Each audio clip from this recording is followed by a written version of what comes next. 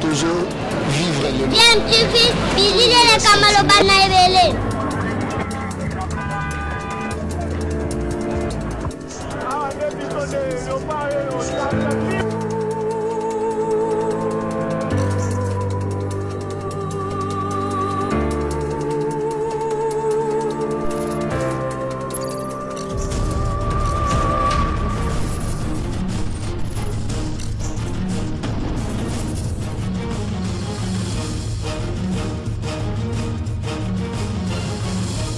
DMTV toujours en avant. Balandi ya DMTV mbote nabino esengo eza toujours kolala côté nabiso po toyebi ke bino boza force nabiso ezande bino toyebi ke boza ebele o boza kolanda chaîne YouTube nabino DMTV. DMTV oyela kamino masolo ya actualité mais ba analyse pe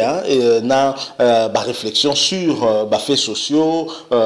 actualité bien entendu sur ba réalité pende toujours vivre na mboka nabiso. To nous changer nabino sur sujet moko d'actualité to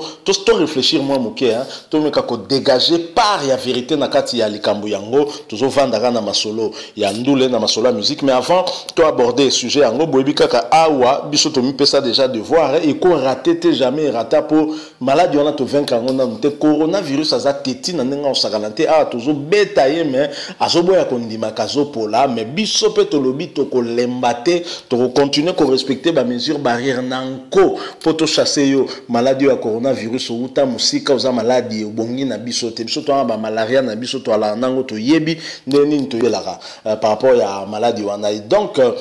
Tommy batela parce que prévention yango ezali moyen le plus efficace pour permettre na biso to éviter vraiment kokoya na maladie wana. Alors actualité ezali regardez-moi Talangako, regardez-moi signé Ferregola. Les clips Mabé Ferregola a yembi naba violon, je crois na piano Donc Ferregola a mimi biso vraiment likolo makasi. Donc to zela kiye na koto wanate. Ferregola oyo tango fali a koti ba masolo, ya ba biloko ya ba genre wana Ferregola zaki na sceptique. Ferregola la non kotala na musika mais il a la voix. Mais voix yango pe soko zali ezo senga quand même moi encadrement soko aborder moi style mokobo. C'est vrai que la mondialisation est belé bakanisaka que il faut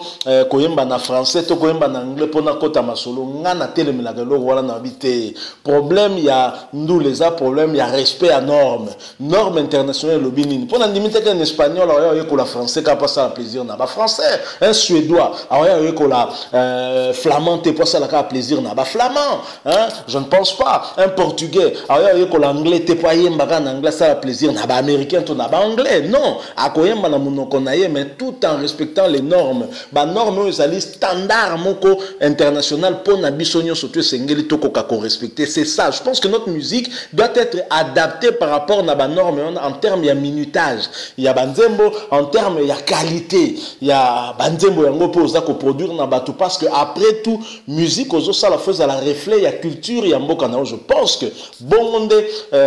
sengeli na biso to koka réfléchir qu'à cela ne tienne ba papa wemba ba King Kester emene ba meka kolanda nzela wana ya koluka toujours world dango balobaka mais bazongela bisoka na barumba. Donc c'est dire que ils se sont peut-être perdus, peut-être que côté bon balango kansa que world azana nzoka world azana karatika ke awa na Congo mais adapté kaka musique na yo tia ngoka na banom. Je pense que mutuloko la petit lokola inosbi il a compris fallait pour pas comprendre aussi même si père moko moi teti osoko taka na moi ba français on a bon c'est pas mal moi je ne pense pas que tu chanterais en français comme le cas Maître Gims oui c'est un Congolais d'accord mais banzembo mbaka c'est pas notre culture, c'est la culture française où il y a bénéficié nango par rapport à ce jour na ndenge bakenda kuna en famille. Donc je crois pas que Oyemba koleka Céline Dion, je ne pense pas que Oyemba koleka artiste français ou bango moko bazakuna to bana biso bakoli kuna babotami kuna et donc yo mema ndule na biso mema ngonde kuna et osala plus bénéfique pour notre culture et permettre la culture na biso e banaike de musique. Alors nzembo oyo regardez-moi ndeli sole sika tozo vanda nzembo ya Zulema. Zulema oyo azali na kati ya wenge BCBG, mais Zulema il faut retenir que Zulema salaka passage pe na wenge musique maison mère. Nde passage na yo wana asalaki na wenge musique maison mère reboti polémique à lelo. Parce que nzembo wana ayaka nango déjà, donc autaka nango déjà na ba bagage na etanga autaka na ngambo ya Braza, tango aye na maison mère azalaki déjà ko beta yango. To akomona même après départ na ye Ferregola ko beta pe nzembo wana na ba concert mususu notamment vidéo mo réseaux circuler na ba réseaux sociaux tout le monde a interprété yango na J3. Alors nzembo oyo regarde-moi Ferregola yembi créé polémique makasi certainement parce que ça Ferregola et puis surtout parce que Ferregola memi biso musika. Dans un premier temps Zulema a telemeli nzembo wana koloba ke azo revendiquer yango za nzembo na ye to moni na ba vidéo ko le Zulema azo revendiquer nzembo na ye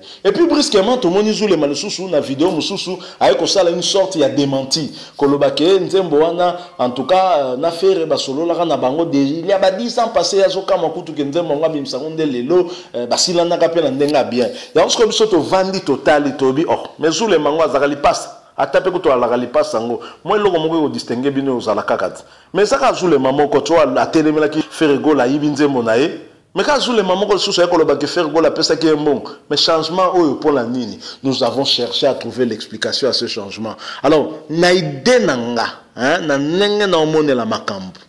na ndenge analyse ne na osala nga mo loko papa chéri akoti makambo oyo lobi ke Ferregola relation na papa chéri za très kitoko. Moi mikolo nde moi ko meka ko bongisa na Werason parce que Ferregola ina idée moko génial oyo alingi na prochain album na apesa ba master na ya wenge musique maison mais nzembo moko y compris na otilelo azali kaka fidèle na Werason papi kakol une idée géniale appréciée par tout le monde y compris Werason pe oyo a remercier d'ailleurs ba petit na ye pour une initiative ya lolingi wana mais na jibem pia na relation kitoko.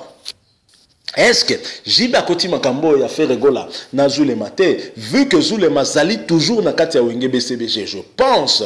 que Jiba Mpiana a pesé de tout son poids pour que Zulema ndenge ba média na ba réseaux sociaux et instrumentaliser qui ba lukika ka aleka pour le besoin à ba buzz pour la polémique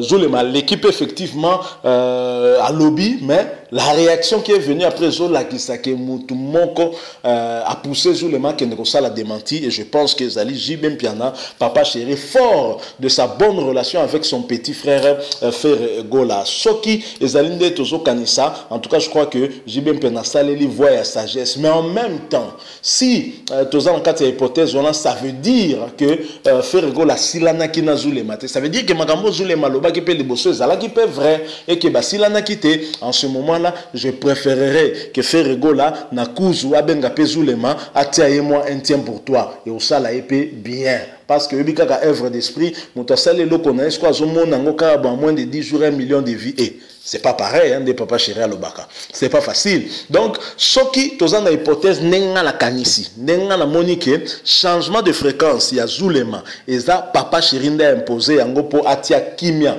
na kati wana alors Ferregola aibaka ko solola.